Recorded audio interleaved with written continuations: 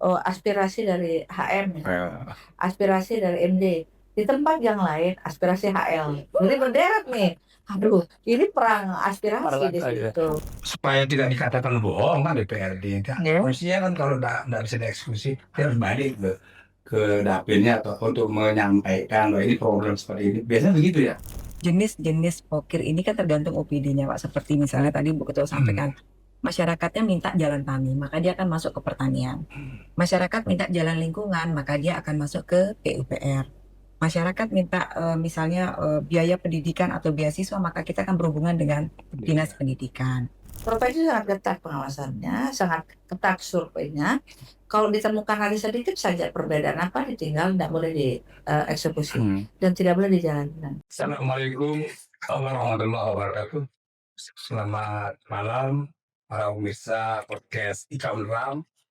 Malam hari ini kita mengambil tema tentang pokok-pokok pikiran yang dibahas melalui usulan DPRD, lalu lewat forum-forum pembahasan di Bapeda. Oleh karena itu, sangat relevan malam ini kita hadirkan dua pembicara, yaitu pertama Ketua DPRD NTB, Hajah Baik Ispi Rupaida, SHMH. Assalamualaikum, Bu Ketua. Waalaikumsalam warahmatullahi wabarakatuh. Yang kedua adalah Kepala Bapeda, Bayi Nedi Yuniati APMSI. Assalamualaikum. Waalaikumsalam. Ini adalah tokoh-tokoh perempuan yang punya kompeten untuk membahas tema kita. Mengapa tema ini kita ambil, ibu-ibu? Karena banyak pertanyaan dari masyarakat tentang poker ini. Mereka ingin tahu sebenarnya bagaimana terjadinya poker, prosesnya, sehingga ada kemungkinan mereka bisa mengusulkan lewat mana masyarakat ini, lewat dapil mana, ataupun gimana mekanisme segala macam. Sehingga tema kita malam ini sangat ditunggu-tunggu oleh masyarakat NTB. Tentu saya mulai dari Ibu Ketua. Ya. Bagaimana sih sistem perencanaan poker ini sebenarnya sehingga masuk ke menjadi program di DPR melalui DPRD gitu. Iya, baik. Pokok-pokok pikiran DPR itu menjadi salah satu yang dimiliki, hak yang dimiliki oleh DPRD sesuai ketentuan peraturan perundangan. Maka itu pengusulannya itu melalui usulan masyarakat pada saat anggota DPRD melaksanakan reses. Jadi saat reses itulah masyarakat mengusulkan beberapa aspirasi untuk diperjuangkan. Karena bagaimanapun namanya wakil rakyat itu dengan sumpahnya, kan kita ada sumpah jabatan nih bahwa kami mewakili rakyat yang kami wakili dan memperjuangkan aspirasi. Salah satu bunyi sumpah itu, sehingga setiap reses kita melakukan itu meminta masyarakat atau melakukan kegiatan reses itu masyarakat mengajukan usulan-usulan untuk diperjuangkan. Nah, tidak hanya melalui reses itu aspirasi masuk, bisa juga melalui public hearing, bisa juga saat mengunjungi dapil setiap bulan sesuai ketentuan tata tertib, disitulah masyarakat bisa mengusulkan usulan-usulan itu. Namun usulan ini nanti dikompilasi oleh anggota dan dimasukkan dalam sekretariat DPRD untuk dimasukkan di dalam laporan di paripurna. Jadi masing-masing dapil itu membuat usulan laporan yang disampaikan dalam paripurna setelah reses berjalan. Dikompilasi apakah itu dari reses, apakah dari public hearing, atau dari kunjungan dapil, atau dari kedatangan mereka ke DPR, itu bisa saja. Tapi oleh KPK sekarang, ataupun oleh ketentuan sekarang, reses itu aspirasi itu harus melalui dapil, tidak bisa lagi misalnya di luar dapil mengajukan usulan kepada anggota. Jadi contoh kami dapil Lotim kebetulan menjadi ketua DPR mungkin bisa lah untuk semua. Tapi anggota biasa harus melalui kabupaten dapilnya. Tidak bisa lintas dapil. Misalnya Lombok Tengah, anggota DPR-nya berasal Lombok Tengah, dapil 7 misalnya, mau mengusulkan ke dapil 3 nggak bisa, masyarakat dapil 3 tidak bisa mengusulkan di dapil 7. Jadi per dapil usulan itu. Per dapil. Nah, setelah diparipurnakan, maka kewajiban setiap anggota itu memasukkan usulan itu, usulan pokok-pokok pikiran itu dalam sistem informasi pemerintah daerah. barulah dibawa dalam forum musrenbang. Dalam forum musrenbang itu, sebelum musrenbang dimasukkan dalam forum RKPD, di situ usulan itu. Jadi nanti masing-masing OPD menginput sesuai dengan apa yang sudah dimasukkan oleh anggota dalam sistem informasi pemerintahan. Dipilah kembali. Oh, ini ternyata usulan Jalan Tani, maka di OPD-nya Dinas Pertanian. Oh, ini ada mobil ambulan, maka ini ditaruh di Dinas Kesehatan. Atau ada jalan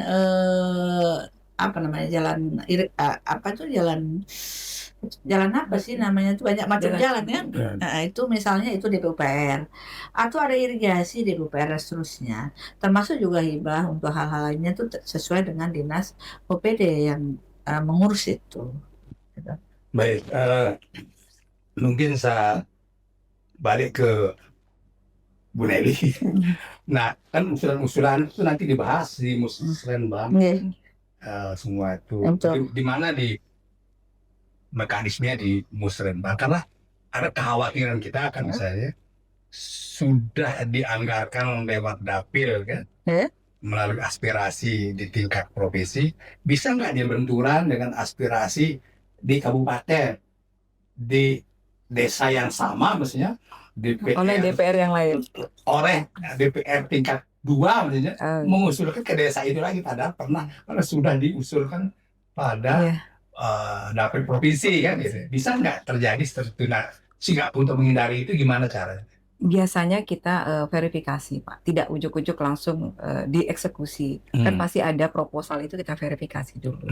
Dan memang seperti yang disampaikan oleh Bu Ketua tadi, memang setelah reses biasanya diinput anggota DPR, kemudian kita akan verifikasi oleh Bapeda, kemudian dilempar ke OPD akan memverifikasi, karena jenis pokir ini kan tergantung OPD-nya, Pak. Seperti misalnya tadi Bu Ketua sampaikan, masyarakatnya minta jalan tani, maka dia akan masuk ke pertanian. Masyarakat minta jalan lingkungan, maka dia akan masuk ke PUPR. Masyarakat minta misalnya biaya pendidikan atau beasiswa, maka kita akan berhubungan dengan Dinas Pendidikan. Sesuai dengan tusi dari OPD yang ada. Dan pada saat mau dieksekusi oleh OPD, diverifikasi, oh iya ini cocok, memang sesuai dengan kebutuhan dan kondisi, kita masukkan. Pada saat dieksekusi, nanti biasanya PPK dari OPD tersebut akan memverifikasi ulang. Betul tidak kondisi jalan tani ini bisa dieksekusi? Betul tidak jumlah masyarakat yang akan menerima yang dialokasikan sudah sesuai atau belum? Nama desanya sudah sesuai atau belum? Kuripan Timur itu sudah nggak bisa dieksekusi, Pak. Misalnya yang masuk Kuripan, maksud saya Kuripan Timur nggak bisa, tetap Kuripan yang harus dapat. Nah, ini salah satu contoh. Jadi memang betul-betul harus diverifikasi sampai tereksekusinya program kegiatan yang diusulkan oleh DPRD tersebut. Nah, ketika kan diusulkan ya Bu ya, oleh anggota karena dia melalui aspirasi masyarakat. Lalu ketika diverifikasi kan, terus nggak bisa menjadi tempat lokasi untuk pokir itu, bisa nggak berkurang jadi pokir di satu desa karena dia dilaksanakan gini. Pertama, sebelum menjadi sebuah keputusan yang di dalam APBD, ini kan SIPD-nya tuh bisa memilih. Katakan pada saat pemilihan di SIPD itu muncul misalnya jalan usaha tani atau jalan lingkungan atau jalan atau irigasi ataukah apapun namanya itu, nanti OPD yang bersangkutan kan memverifikasi dulu. Lalu kalau di situ dikatakan nggak ada, bisa ganti lagi dalam sistem itu, kita bisa pilih, bisa kita klik yang sesuai gitu. Jadi sebenarnya pokoknya bisa diganti, bisa pada saat sebelum penetapan APBD, pada saat pembahasan APBD itu kan ada batasnya. Jadi kita dikasih batas waktu pengisian itu, Pak Kandeprop. Tidak setiap saat. Misalnya pada saat pembahasan APBD dibukalah pintu itu untuk memberikan anggota itu memilih berapa banyak sih pokir yang mereka inginkan sesuai dengan uang yang mereka miliki, sesuai dengan jumlah hak yang mereka miliki. Dipilihlah misalnya 1 sampai 100 misal ini ya, atau 1 sampai 40. Ternyata setelah diklik itu 1 sampai 40, Bapeda kan memverifikasi kembali. Oh, Bapeda bilang, oh ini nggak bisa, ini nggak ada, ini misalnya ini sudah dikerjain, ternyata ini ada double, ini sudah diambil oleh dapil yang sama atas nama X. nggak bisa lagi Bapak, aduh, kita pilih kembali gitu loh. Tetapi ini menjadi tidak bisa dieksekusi jika sudah menjadi penetapan APBD dan timbul persoalan, seperti yang disampaikan oleh Bu Kepala Bapeda. Misalnya, kan 2 kali verifikasi, verifikasi awal, verifikasi dokumen Bapeda Dan satu bersama usulan. tim, ya usulan. Verifikasi kedua jika sudah masuk ke dalam OPD di tingkat OPD berdasarkan fungsi tugas fungsi masing-masing OPD, ternyata di situ ditemukan persoalan apa salah nama, apa kelebihan abjad, ataukah dia tuh kekurangan uang di dalamnya, kan macam-macam nih. Malum kita menginput tuh dengan segala macam keterbatasan waktu. Itu nggak bisa lagi dieksekusi, tidak bisa diganti dan tidak bisa dilaksanakan. Jadi itu nanti menjadi silva. Itu persoalannya. Nggak bisa lagi setengah jalan mau diperbaiki. No, tidak bisa. Iya kan? Jadi itu. Enggak, dia ngamuk dia Nah. kadang-kadang terus kurang deh Nah, di dapilnya nah ataupun di program. itu problem yang selalu tiang hadapi dari Problemnya ketua. gitu ya. Itu selalu. Tetapi jalan keluarnya adalah nanti akan digeser pada saat APBD perubahan. Beda perubahan. Kalau itu murni, maka akan digeser ke APBD perubahan. Tetapi kalau APBD perubahan terjadi, maka digeser tahun depan lagi APBD perubahan. Karena sudah terlambat. Kalau digeser ke APBD murni, penetapan APBD murni sudah dilakukan. Sehingga ini menunggu lagi 1 tahun. Kalau dia APBD murni bermasalah, maka dia bisa digeser ke APBD perubahan. Tetapi kalau perubahan bermasalah, ditunggu 1 tahun kemudian. Ini yang sering teman-teman tidak sabar dan menjadi persoalan. Karena nggak paham juga. Silakan Bu, ibu di Bapak, apa problem yang sering dihadapi? Karena ini kan anggota DPR kan juga kadang-kadang. Kalau kami di kritis. Bapeda biasanya lebih kepada di inputan awal. Oh, di input Karena awal. keterbatasan waktu tadi. Karena biasanya Bapak Ibu anggota DPR kan lama Pak, untuk mengumpulkan usulan-usulan masyarakat dan biasanya melebihi kuota. Sehingga mereka harus memilah, Bapak Ibu kita di DPR harus memilah mana yang betul-betul urgen karena keterbatasan fiskal, keterbatasan kuota istilahnya. Nah, itu kan usulan lebih banyak biasanya. Nah, ini mereka memilah, memverifikasi di internal dulu. Biasanya kami terlambat input. Nah, ini yang harus kami jaga betul batas waktunya. Seperti yang disampaikan Bu Ketua tadi, karena kalau sudah terlambat satu ya nggak akan ditunggu sama yang lain, Pak. Iya, karena kan sistem SIPD ini ada batasan waktunya, dikunci, dibuka, ditutup. Nah, seperti itu. Kayaknya kalau provinsi nggak terlalu banyak yang lucu-lucu gitu ya. Banyak yang Karena kalau ikut Bisa diredam sama Bu Ketua. saya kadang-kadang lucu gitu ya. Di satu kampung gang ini sebut namanya A kan, aspirasi A, nama seseorang. Dalam ke situ lagi, kampung nih lain yang punya aspirasi. Karena saya senyum, apa nggak bisa nggak satu kampung tuh ya aspirasi DPRD A gitu kan. Jangan di satu kampung itu kena aspirasi hanya jalan kecil, wih harus namanya ditulis di jalan itu kan. Ketawa saya gitu. Betul. Dan ini terjadi di setiap provinsi. Oh, dia di provinsi. Kadangkala itu dalam pembuatan jalan yang ada untuk batu sikat. Iya, betul. Nah, dengan banyak yang menulis nama, aspirasi dari HM, aspirasi dari MD. Di tempat yang lain aspirasi HL. Jadi berderet nih. Aduh, ini perang aspirasi di situ. Karena kita ketawa itu. Ya, itu terjadi juga. Biasanya karena keterbatasan alokasi anggaran, sehingga hanya bisa sekian meter. Ya. Nanti disambung lagi sama yang lain. Ya. Itu juga berpengaruh. Banyak. Maksudnya kan satu kampung aja kan cukup ya dengan nama aspirasi A misalnya Asikin di kampung. Ya. Nanti Zainal di kampung lain kan gitu, anggota DPRD nggak akan kurang pendapatnya, nggak akan kurang aspirasinya. Jadi gini deh Kanda Prof, kalau saya lihat dalam pengalaman ada batasan kebolehan untuk mengusulkan jalan. Itu kan 300 meter dengan lebar 3 meter, itu kebolehannya. Nah, tetapi kalau jalan itu panjangnya 600 meter atau 700 meter, lebarnya juga 3 meter, pastinya dua nih. Kadangkala dia tidak cukup kami yang buat misalnya, tetapi ada aspirasi sambungan dilakukan partai lain, anggota lain, itu terjadi. Tetapi memang dalam aturan dibolehkan. Tidak, yang kadangkala yang buat kita risih adalah penulisan nama. Yang sesungguhnya kami tidak begitu serak juga. Dalam satu anggota, dalam satu kampung itu juga besar-besar dibentang di kadang diinjak di kaki. Iya. Nah, kadang dipakai di spanduk. Oh, jamin dibuat ada aspirasi HL, HMS, ada nggak lah. Nah, Nah, itu yang kadang-kadang kita tidak terlalu nyaman gitu. Tetapi ini bagus juga supaya masyarakat mengenal, mengetahui betul-betul perjuangan dari anggota. Itu juga ada positifnya kalau kita lihat dari apa namanya brand yang mereka pasang, brandingnya kan. Waduh, ini eh, menguntungkan buat anggota dengan banyak-banyaknya pokir mereka di situ, berarti betul-betul dia memperjuangkan aspirasi masyarakat.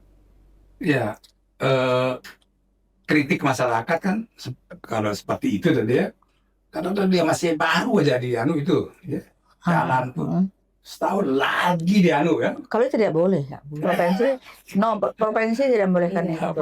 Ya, Tidak. kalau di Itu yang kabupaten, diverifikasi oleh UPD Ya. karena sudah pada Ya. tahap eksekusi. Ya. Di kabupaten kadang begitu. Mungkin. Ya di kampung saya lah. Ya Allah, baru 6 bulan ini Ya.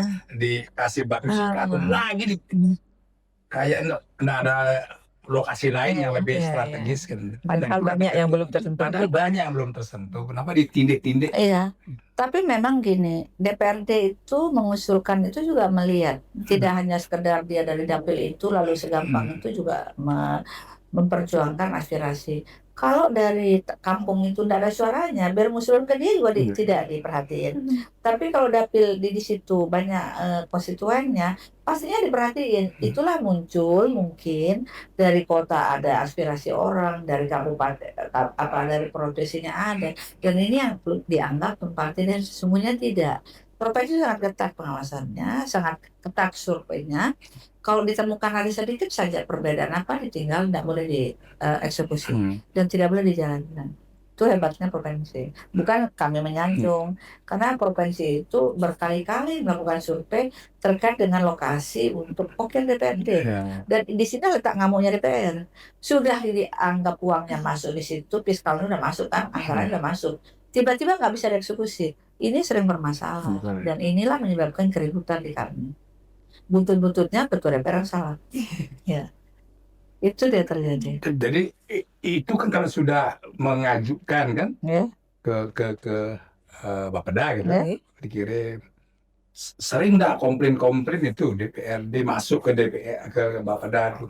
Kalau di Bapeda itu masih perencanaan. Perencanaan di pantau kok hilang gitu misalnya. Nah, itu biasanya masih di perencanaan, masih bisa kita bahas seperti kata Bu Ketua tadi. Tetapi yang fatal adalah kalau sudah masuk di DPA UPD, begitu tereksekusi kemudian salah, tidak sesuai, ya tidak akan dieksekusi. Nah, kalau dia di murni masih bisa diperbaiki di perubahan. Tetapi kalau ternyata tidak sesuai di perubahan, maka akan menunggu perubahan tahun berikutnya. Kalau di perencanaan masih bisa, Pak. Kita artinya setelah dicek mereka menginput, kemudian nggak pas atau kurang jumlahnya masih bisa kita perbaiki kalau masih perencanaan. Tetapi begitu sudah masuk dalam sistem, masuk di dalam DPA, biasanya sulit. Nah, oke, kan bisa direncanakan pada APBD perubahan ya, tahun depan gitu ya. Terus berubah pikirannya pada DPRD itu misalnya bisa dirubah ya. Kalau itu masih bisa. Masih bisa ya? Masih bisa. Yang punya soalnya beliau. Ya. Bisa dirubah dengan program lain ya? Iya bisa. Jadi gini kan, Prof.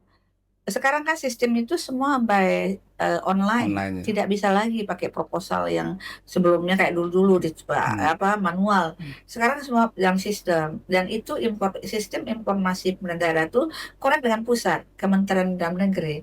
Jika yang sudah dipilih, yang sudah menjadi usulan masyarakat itu katakanlah tidak bisa dieksekusi karena ada pertama kesalahan nama, atau karena kurangnya apa di dalamnya, kurang uang juga nggak bisa dieksekusi. Misalnya di situ harusnya anggaran 300 juta, ternyata dia tulis 200 juta, nggak bisa. Kan kalau kita bilang ini harus kita pendekin, nggak bisa, karena sudah usulannya adalah paketnya 300 meter. Tiba-tiba usulannya uang tidak 300 sampai 200, nggak bisa juga dilaksanakan. Ini kan dalam sistem. Tetapi kalau memang anggota mau merubah, maka nanti pada saat pembahasan APBD perubahan, maka dia akan mengusulkan program baru dalam sistem. Jadi itu tidak diskusi, maka yang baru dieksekusi. Bergeserlah anggaran itu ke tempat yang baru, yang sesuai dengan yang dia sesuai dengan apa yang dihajatkan pada perubahan. Dan memang kalau kita bicara tentang sistem yang sekarang, pada saat kita reses pertama pertama itu bulan September. Masa sidang pertama itu kan September sampai Desember. Di situ tuh untuk APBD murni 2002 tahun berikutnya. Tetapi pada saat kita reses bulan Juni atau bulan Januari itu untuk APBD perubahan. Jadi berbeda bulannya, berbeda juga desanya, berbeda juga temanya, karena masing-masing kita kan memilih tema dan saat reses itu gitu. Sehingga ini yang kadang-kadang sering berbenturan karena pada saat masyarakat kita mau dieksekusi pada APBD murni, nggak cukup anggarannya, kita membawa ke APBD perubahan nggak bisa, karena berbeda lagi. Karena dicek, oh ini ternyata ada berita acaranya di perubahan, oh ini untuk APBD murni, dan tidak bisa lagi dieksekusi pada tahun berikutnya. Udah lewat lagi. Ini persoalan yang kita hadapi menjadi persoalan. Agak ribet sekarang. Begitu. Tapi supaya tidak dikatakan bohong kan DPRD, Ya. harusnya kan kalau nggak bisa dieksekusi, dia harus balik ke dapilnya atau untuk menyampaikan bahwa ini program seperti ini. Biasanya begitu ya. Iya, tersampaikan ke masyarakat kan sering tidak percaya. Tidak percaya. Karena gini, kehendak masyarakat tuh banyak, usulan masyarakat tuh banyak, dan mereka tuh setiap reses kan isinya juga itu, usulan 200, 300 pusing kita. Pada Tapi sementara kuota hanya 100 misalnya. fiskal kita kan terbatas, apalagi sekarang ini dengan adanya TKD turun, dengan PAD kita kecil dan seterusnya, banyak persoalan lah, sehingga fiskal tuh jauh, pokir itu menjadi sedikit. Nah, manakala harapan besar, fakta dikit, ini kan jadi persoalan internal nih. Sehingga inilah sering kita dianggap bohong. Ini janji-janji doang, makanya jangan blokir nih anggota nih, jangan disapa lah. Bohongnya banyak yang terjadi seperti itu. Takut jadi kita ke lapangan. Oh, di Babada merasa terbantu ya dengan perencanaan pokir dari bawah. Iya, kan epokir Pak. Jadi sebenarnya kita sama-sama proses pembangunan sama. Epokir ini juga salah satu proses pembangunan. Hanya pintu masuk saja yang berbeda. Tetap tujuannya kesejahteraan masyarakat kan begitu. Cuma pintu masuknya saja yang berbeda. Kalau pokir ini dari aspirasi langsung masyarakat. Ini yang langsung tersampaikan. Sehingga kemarin kami hampir 600 sekian titik yang tertata oleh pokir di 2025. Nah itu artinya kalau kita bilang manfaatnya sangat luar biasa. Hanya yang harus kita perhatikan adalah satu arahnya, pokir dengan program-program yang sudah ditetapkan di dalam RPJMD. Itu saja Pak Prof. Saya masih bertanya tentang pokir ini.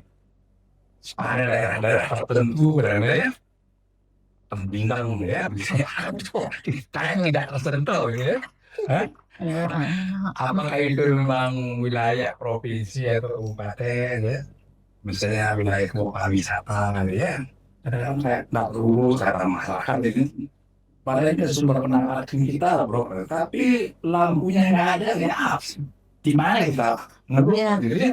Kan apakah DPR dapil sendiri gitu misalnya atau gimana supaya lokasi-lokasi pariwisata itu menjadi menarik atau kinclong ya, sudah menjadi rumahan gitu ya. Nah ini juga mengapa gini pasti karena jalan pusat nasional itu Kak, yang bikin kita Pak Prof agak susah jadi. dia harus dibiayai oleh nasional ya. Ada sistem di dalam pengusulan pokok-pokok pikiran kalau soal hukum. Iya. Kalau kita bicara pokir, maka tentu basisnya adalah kewenangan provinsi. Ya, kalau kewenangan provinsi misalnya pada suatu pemukiman kita mau pasang lampu nih di dusun-dusun pemukiman, itu dibolehkan. Masuklah dia di PUPR kan. Persi dulu kan namanya, sekarang PUPR. PUPR. Lalu kalau misalnya jalan-jalan yang miliknya kewenangan provinsi, yang di desa-desa juga boleh di desa itu kewenangan, apakah itu jalan kabupaten, jalan apa, itu dibolehkan juga sepanjang untuk kepentingan masyarakat. Tetapi itu sebenarnya kan disuruh dinas perhubungan. Jadi beda-beda. Tapi kalau segi gidang raya besar itu nggak mungkin bisa, itu nggak bisa. Jadi masuk-masuk itu dalam wilayah-wilayah yang gelap gulita itu bisa sesungguhnya kalau itu masuk jalan yang masih kewenangan provinsi dan Provinsi. kabupaten. Itu bisa. Kebetulan kami juga banyak mengusulkan jalan termasuk sampai Sembalun. Ada banyak. Hmm. Memang kalau kita bicara mekanisme, ketentuan, setiap anggota harus paham. Kalau tidak, maka masyarakat harus dipahamkan, harus diberikan penjelasan. Oh, maaf, ini bukan kewenangan kami. Contoh, hibah untuk TK atau PAUD. Saya selalu tolak. Saya bilang ini bukan kewenangan provinsi. Coba Bapak ngajukan madrasah yang setingkat SMA, SLTA, sederajat. Kalau masalah STK, PAUD, itu kewenangan kabupaten. Jadi jangan kita ambil kewenangan kabupaten. Tapi mohon maaf tanda prop. Kadang-kadang di lapangan tidak bisa kita bilang begitu mau dihabuk dan sehingga jalan keluarnya adalah dipakailah nama yayasan, hibah untuk yayasan itu gitu. Tapi maknanya adalah sesungguhnya bagaimana desa atau masyarakat itu bisa sejahtera, bisa berkembang, bisa menjalankan fungsi-fungsi misalnya sekolah, pendidikannya bisa terbantu dengan adanya program pokok-pokok pikiran. Itu sesungguhnya. Silakan Ibu Bagda, apa harapan Oke, kalau yang tadi mungkin Pak Prof sampaikan masih ada beberapa wilayah kita yang kesannya tidak terurus. Mungkin itu yang masyarakat kita belum silaturahim dengan anggota DPR yang dapilnya di sana. gitu ya. Ada baiknya mereka silaturahim seperti Bu Ketua sampaikan tadi, tidak mesti pada saat reses usul itu disampaikan, bisa juga pada saat berkunjung, bisa juga pada saat hearing dan sebagainya. Bisa Pak Prof. Tinggal disampaikan, hanya saja tadi harus dipilah. Mungkin hearingnya ke DPRD kabupaten kah atau hearingnya ke DPRD provinsi. Kan tergantung apa namanya tadi kewenangan ya. Iya. Misalnya PAUD dan DK itu kan kewenangan. Atau kalau seperti tadi Pak Prof bilang jalan-jalan yang masih di kampung masih bisa. Masih bisa. Tapi kalau jalan besar yang yang sering disampaikan gelap itu memang jalan nasional. Jalan nasional ya. Iya. Tapi kalau misalnya desanya punya potensi wisata Pak Prof. Dia punya potensi wisata, ingin menata misalnya jalan lingkungannya punya, apalagi sekarang sedang program desa berdaya, masuk melalui pocket DP, nah apa bisa? Gitu. Gitu. Bisa berarti. Bisa. Kami kebetulan tiap tahun itu membawa lampu. Kami mampir itu. Kenapa? Pertama mencegah adanya hal-hal yang tidak baik di masyarakat. Kadang-kadang kejahatan muncul di tempat yang gelap. Nah, sehingga saya selalu kalau masyarakat mengajukan lampu selalu saya prioritas. Sering kecelakaan karena kegelapan, sering ada kejahatan di kegelapan. Sehingga jika masyarakat di kampung di dalam minta lampu selalu kami prioritaskan. Termasuk depan masjid yang gelap kami prioritaskan. Sehingga banyak membantu. Tetapi kembali tidak hanya sekedar lampu permintaan masyarakat, saking banyaknya ada juga permintaan untuk hibah masjid lah, kadang-kadang tidak sesuai kewenangan kita juga, termasuk juga kebutuhan dasar lainnya. Istilahnya ya, belum karena sedang mengenai berita yang menarik ya, soal menerima bantuan SMA gitu ya, menarik. Komite menarik ya, mau lewat daerah membuat.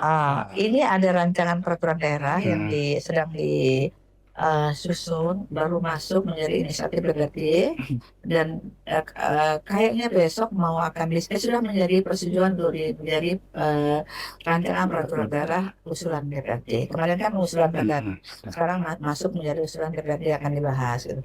Salah satunya adalah pengaturan tentang dana komite pendidikan SMA.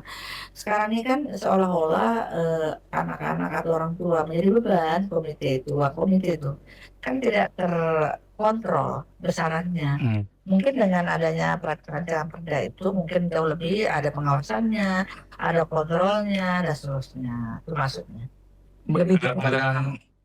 Lebih tertibkan maksudnya dengan adanya perda ini tidak lagi asal memungut tapi diatur menjadi penerimaan yang resmi maksudnya. Gitu. Seperti itu.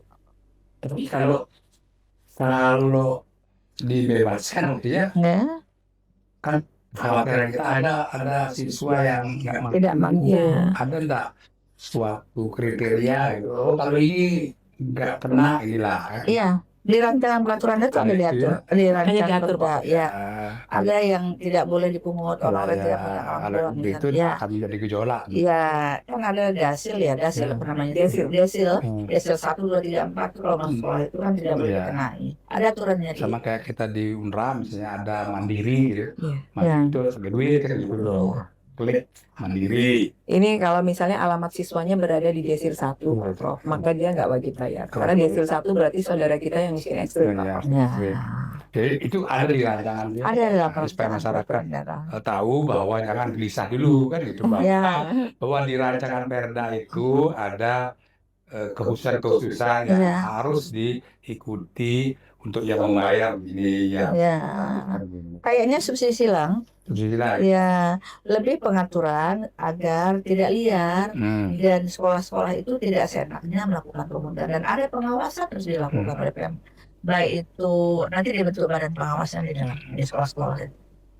Ada apa lain lagi mau disampaikan sudah bagus banget. Sudah banyak kayaknya. Udah oke. Baik teman-teman ya sahabat-sahabat Ika Unra dimanapun berada, bahwa diskusi kita malam ini sangat cair, berbagai persoalan pokil sudah dibahas dan sampai isu tarung air mengenai perda tentang nanti bantuan yang harus ditetapkan kepada mahasiswa yang akan masuk ke SLIA, sehingga tidak memberatkan bapak ibu yang sekarang mulai gelisah karena harus akan kena bayar, ternyata tidak seperti itu. Jadi forum hari ini sudah terbuka bahwa tidak semua akan dikenakan sumbangan itu, Ya, sumbangan komite. tergantung komite dan desilnya gitu. Dan tentunya yang tidak mampu secara ekstrim, saudara-saudara tidak akan dikenakan. Mungkin itulah diskusi kita malam ini.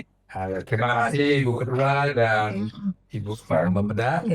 Mohon maaf segala kekurangan yang ditanya tadi, dan terima kasih. Lebih kurang mohon maaf. Assalamualaikum warahmatullahi wabarakatuh. Waalaikumsalam warahmatullahi wabarakatuh.